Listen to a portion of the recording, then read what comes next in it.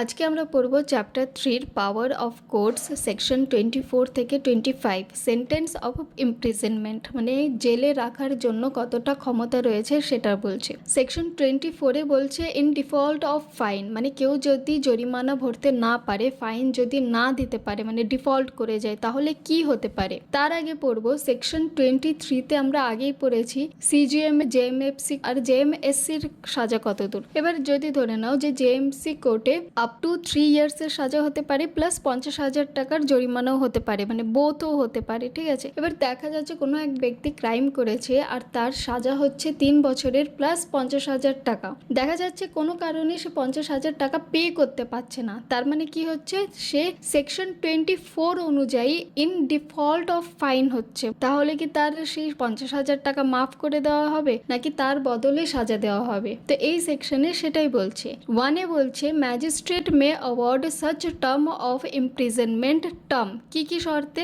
এতে বলছে is not access of the powers of the magistrate under section 23। তাহলে দেখা যাচ্ছে যে জেএমএফসি কোর্টে কোনো এক ব্যক্তি সাজা পেয়েছে বোথ মানে 3 বছরের সাজা প্লাস 50,000 টাকা। এবার ও 50,000 টাকা দিতে পারছে না, তাহলে কত দূর সে আরো সাজা পেতে পারে। তাহলে এখানে বলছে যে not in access, not in access মানে তার বেশি হবে না যেটা ম্যাজিস্ট্রেট কোর্টের পাওয়ার রয়েছে সেকশন 23 অনুযায়ী।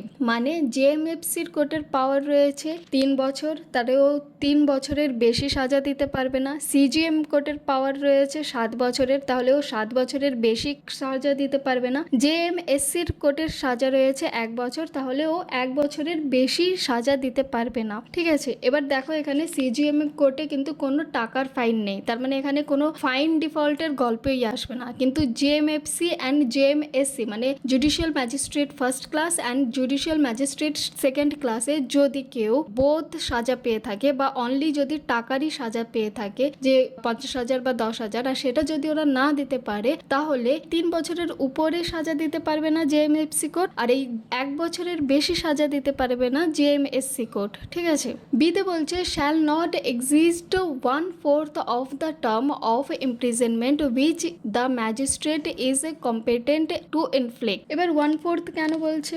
1/4 এই কারণে বলছে যে 3 বছরের সমান সমান কি 50,000 টাকা এই বোঝাচ্ছে কোর্ট না, এখানে 3 বছরের সমান সমান 1/4 সাজা বোঝাচ্ছে। দেখা যাচ্ছে যে ধরো কোনো ব্যক্তি দুটোই সাজা পেয়েছে 3 বছর প্লাস 50,000 টাকা, এবার 50,000 টাকাও দিতে পারছে না, তাহলে কি 3 বছর প্লাস 3 বছরও সাজা পাবে মানে 6 বছরের সাজা পাবে না, কারণ 6 বছরের সাজা দেওয়ার ক্ষমতা অলরেডি জেএমএফসির নেই। তাহলে 3 বছরের 1/4 মানে 3 বছরের 1/4 হচ্ছে 9 মাস, তার মানে সে সাজা পাবে 3 বছর প্লাস 9 মাস। এবার দেখা যাচ্ছে কেউ যদি সিঙ্গেল শুধু 50,000 টাকারই জরিমানা পেয়েছে, ঠিক আছে, কোনো সাজার মানে ইমপ্রিজনমেন্ট জেলে যাওয়ার পানিশমেন্ট পায়নি, তাহলে শুধু 50,000 টাকা না দেওয়ার জন্য সে কি 3 বছরের জন্য জেলে চলে যাবে? না, 50,000 টাকা না দেওয়ার জন্য সে শুধুমাত্র 9 মাসের জন্য জেলে যাবে, ঠিক আছে। এই সেম এখানে জেএমএফসির ক্ষেত্রেও তাই, যদি 10,000 টাকা না দিতে পারে তাহলে 1/4 হয়ে যাবে তোমার 3 মাস, আর যদি 1 বছর প্লাস 10,000 টাকা থাকে তাহলে সে জেলে যাবে 1 বছর 3 মাস। এবার দুয়ে বলছে imprisonment awarded May be in addition to a substantive sentence of imprisonment মানে ডিফল্ট ফাইন যেটা দেওয়া রয়েছে সেকশন 23 অনুযায়ী তার অতিরিক্ত হতে পারে। ইন অ্যাডিশন মানে অতিরিক্ত, কেমন? এই যে আগেই বললাম যেরকম জেএমএফসি 3 বছরের সাজা রয়েছে, 50,000 টাকাও দিতে পারিনি, তো ওর অ্যাডিশন হবে, ঠিক আছে, মানে যেটা সাবস্টেন্টিভ অলরেডি রয়েছে তার অ্যাডিশন কোনটা হবে 1/4 মানে 9 মাস, তাহলে সে জেল খাটবে কতদিন? 3 বছর 9 মাস, যেহেতু ও বোথ সাজা পেয়েছিল। এবার পড়ি section 25 in case of কনভিকশনস of several offences at one trial. Several offences বলতে কি বোঝায়? সেভারাল অফেন্সেস বলতে একই ব্যক্তি অনেকগুলো ক্রাইম একসাথে করেছে চ্যানেল ওয়াইজ, মানে আমি এর আগেও পড়িয়েছি এভিডেন্সে, যখন হয় না যে এক ব্যক্তি কাউকে ধরো মার্ডার করতে গিয়ে সে প্রথমে ছুরি কিনছে, তারপরে যে ভিকটিম আছে তাকে কিডন্যাপ করে নিচ্ছে, কিডন্যাপ করার পরে তাকে একটা নেশার ওষুধ খাওয়াচ্ছে, ঠিক আছে। তো এইগুলো যে স্টেপ বাই স্টেপ জিনিসগুলো করছে, তা এই টোটাল জিনিস একটা চ্যানেলের মাধ্যমে হচ্ছে। তাহলে এক একটা অফেন্স বা এক একটা অ্যাক্টিভিটি, সেই এক একটা অ্যাক্টিভিটি নিজের মধ্যেই একটা অফেন্স হয় মানে ক্রাইম হয়, তো তার জন্য একটা স্পেসিফিক প্রত্যেকটা জিনিসের জন্য সাজা অলরেডি রয়েছে। তাই এখানে বলছে যে in case of conviction of several offences at one trial, এবার ওই একই ট্রায়ালের মধ্যে দেখা যাচ্ছে এই সবগুলো অফেন্স একসাথে চলছে কোর্টের মধ্যে, তখন কি হবে? এবার বলছে যে court May subject to section 9 of BNS sentence him for such offenses to the several punishment plus plus মানে এখানে অ্যান্ড বোঝাচ্ছে, ঠিক আছে, plus punishments to run concurrently or consecutively. এবার এখানে আমরা আগে বুঝবো যে কনকারেন্টলি মানে কি বোঝাচ্ছে আর কনজিকিউটিভলি মানে কি বোঝাচ্ছে। কনকারেন্টলি মানে বোঝাচ্ছে যে ধরা যাক একটা ব্যক্তি একটা বাড়িতে গেল থেফট করতে, প্লাস কেউ একজন আসলো তাকে বাধা দিতে, সে তাকে মার্ডার করে দিল। তো এখানে দেখা যাচ্ছে টোটাল ওর থেফটের জন্য 3 বছরের সাজা আর মার্ডার করে দেওয়ার জন্য 20 বছরের সাজা হয়ে গেল। তাহলে কনকারেন্টলি বলছে যে এখানে 3 বছর যেখান থেকে স্টার্ট হচ্ছে তারপরে একই সাথে ওর 20 বছরেরও সাজা স্টার্ট হচ্ছে, মানে দুটো সাজা ওর একসাথে চলছে, মানে কনকারেন্টলি চলছে, ঠিক আছে। তাহলে এই যে টোটাল সাজা 20 বছর, তো সেই 20 বছরের মধ্যে 3 বছর অলরেডি ও কাটিয়ে নিয়েছে, তাহলে টোটাল সাজা এখানে হয়ে যাচ্ছে তোমার 20 বছর, মানে এটা একসাথেই দুটো অফেন্সের সাজাটা চলছে, তাই এটাকে বলছে কনকারেন্টলি। আর যদি কোর্ট চাই যে না একে কনজিকিউটিভলি সাজা দেবো, মানে একটা সাজাও কাটবে, সেই সাজা কাটার পরে ফের আর একটা যে অফেন্স রয়েছে সেই অফেন্সের সাজাটাও কাটাবে। দেখা যাচ্ছে যে কোর্ট চাইলো যে একে কনজিকিউটিভলি সাজা দেবে, মানে থেফটের জন্য 3 বছরের আগেও সাজাটা কাটবে, যেই 3 বছরের থেফটের সাজাটাও কাটিয়ে নেবে, তারপরে ওর মার্ডারের যে 20 বছর বাকি রয়েছে সেটার সাজাও কাটাবে, তাহলে মোট এখানে ও 23 বছর কিন্তু সাজা কাটছে, তাহলে এটা হচ্ছে কনজিকিউটিভলি। তাই এখানে বলছে যে কোর্ট মে, মানে কোর্ট যদি চাই তাহলে সেকশন 9 অফ বিএনএসএস অনুযায়ী ও দুরকম ভাবেও কিন্তু পানিশমেন্ট দিতে পারে। যদি কোনো ট্রায়ালে সেভারাল অফেন্স একসাথে যদি ট্রায়াল চলে তাহলে সেটা কোর্ট ডিসাইড করবে, মানে সিচুয়েশনের উপরে ডিপেন্ড করবে যে কিভাবে কোর্ট তাকে সাজাটা দেবে। এবার 2 বলছে in the case of consecutive sentence, যদি এরকম দাঁড়ায় যে কনজিকিউটিভ সেন্টেন্স আসে, মানে কোর্ট চাচ্ছে যে একটার সাজা কাটাবে ফের আর একটা সাজা ও দেবে এক একটা অফেন্সের ধরে, ঠিক আছে, তাহলে no need to send the offender for trial before a higher court, ঠিক আছে, হাইকোর্ট বলেনি, হায়ার কোর্ট মানে যেই কোর্টের ট্রায়ালটা চলবে সেই কোর্টের যে উপরের কোর্ট, ধরো জেএমএফসিতে কেসটা চলছে তাহলে জেএমএফসির হায়ার কোর্ট কে হবে সিজিএম, ধরো সিজিএম এর ট্রায়াল চলছে তাহলে সিজিএম এর হায়ার কোর্ট কে হবে কোর্ট অফ সেশন, এবার ধরো কোর্ট অফ সেশনে কেস চলছে তার হায়ার কোর্ট কে হবে হাই কোর্ট হবে। তাহলে এখানে বলছে যে no need to send the offender for trial before a higher court on ground that aggrieved punishment is in excess of punishment which it is competent to inflict. মানে বলছে যে court, মানে যেই কোর্টে চলছে যেই ট্রায়ালটা, সেই কোর্ট নিজের কেস চলাকালীন সেই কেসটাকে হায়ার কোর্টকে পাঠাতে পারবেন না। ঠিক প্রভিশনটা পরে বুঝছি, আগে এটা বুঝে নেই যে কেন অন্য হায়ার কোর্টকে একটা কোর্ট তার কেস ট্রান্সফার করতে পারবেন না। ঠিক ধরা যাক জেএমএফসিতে কেস চলছে, ঠিক আছে, সেকশন 23 অনুযায়ী জেএমএফসির পাওয়ার হচ্ছে যে 3 বছরের সাজা সে দিতে পারবে। এবার দেখা যাচ্ছে জেএমএফসিতে যে কেসটা চলছে সেই কেসে একটা ব্যক্তি এক বাড়িতে থেফট করেছে প্লাস ক্রুয়েলটি করেছে, তাহলে থেফটের সাজা হচ্ছে 3 বছর, ক্রুয়েলটির সাজা হচ্ছে 2 বছর, টোটাল কত বছর হচ্ছে কনজিকিউটিভলি হিসাবে। এখানে দেখো এবার 5 বছরের কি সাজার ক্ষমতা আছে জেএমএফসির কাছে? না, জুডিশিয়াল ম্যাজিস্ট্রেট ফার্স্ট ক্লাস শুধুমাত্র 3 বছরেরই সাজা দিতে পারবে। তাহলে এখানে জুডিশিয়াল ম্যাজিস্ট্রেট ফার্স্ট ক্লাস এটা বলতে পারবে না যে না না না আমার তো এখানে এই কেসটার মধ্যে এরকম কনজিকিউটিভলি হিসাবে যদি আমি যোগ করি তাহলে আমার সাজা হয়ে যাচ্ছে 5 বছর, তাহলে এটা আমি সাজা দিতে পারবো না, এটা আমি হায়ার কোর্টে সেন্ড করে দেব, এটা কিন্তু কোর্ট তাহলে বলতে পারবেন না। এই সাবসেকশন 2-তে এটাই বোঝাচ্ছে যে in the case of consecutive sentence no need to send the offender for trial before a higher court on ground that aggrieved punishment is in excess of punishment. Excess মানে বেশি, বেশি যেই পানিশমেন্টটা হয়ে যাচ্ছে, এখানে থেফটও কিন্তু ট্রায়াল হবে তোমার জেএমএফসিতে, ক্রুয়েলটিও তোমার ট্রায়াল হবে জেএমএফসিতে, যেহেতু দুটোরই কিন্তু কিন্তু যে সাজার ইয়ারটা রয়েছে সেটা অ্যাজ পার 3 ইয়ার্স ফুলফিল হচ্ছে, কিন্তু যেহেতু এটা কনজিকিউটিভলি হয়ে যাচ্ছে কেসটা, মানে এক একটা অফেন্সের এক একটাই পানিশমেন্ট দেবে, একসাথে দেবে না, মানে কনকারেন্টলি ভাবে দেবে না, তাহলে এখানে দুটো মিলিয়ে সাজা যেহেতু 5 বছর হয়ে যাচ্ছে, অথচ 5 বছরের সাজার দেওয়ার ক্ষমতা জেএমএফসির নেই, কিন্তু তার সত্ত্বেও কিন্তু জেএমএফসি এই কেসের জন্য সাজা শোনাতে পারবে। এবার এখানে পড়ি প্রোভাইজোতে এতে কি বলছে যে imprisonment not longer than 20 years.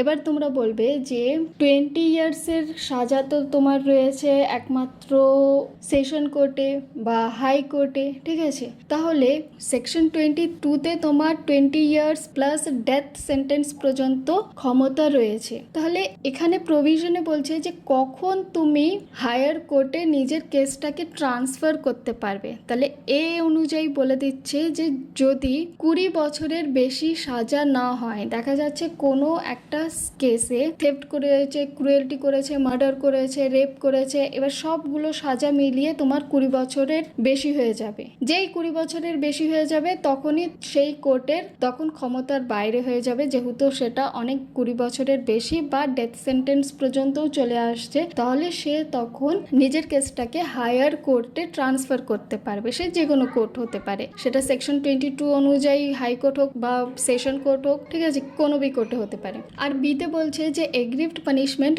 Not exist twice the amount of punishment which court is competent to inflict for a single of, মানে এই যে থেফট অ্যান্ড ক্রুয়েলটি, তাহলে 3 আর 2 5, 5-এর টুয়াইস কত 10, তাহলে 20 বছরের নিচে আছে, ঠিক আছে, তাহলে 10 বছরও যদি হয়, মানে 20-র যে লিমিট সেই লিমিটের নিচে যদি হয় তাহলে সেই কোর্টেই কেসটা চলবে। এবার যদি এরকম হতো যে থেফট আছে, ক্রুয়েলটি আছে, রেপ আছে, মার্ডার আছে, এবার সবগুলোর মিলিয়ে যে সাজা, সেই সাজার টুয়াইস করলে দেখা যাচ্ছে 20 বছরের বেশি হয়ে যাচ্ছে, তখন গিয়ে সে ওই কেসটাকে হায়ার কোর্টে সেন্ড করতে পারবে।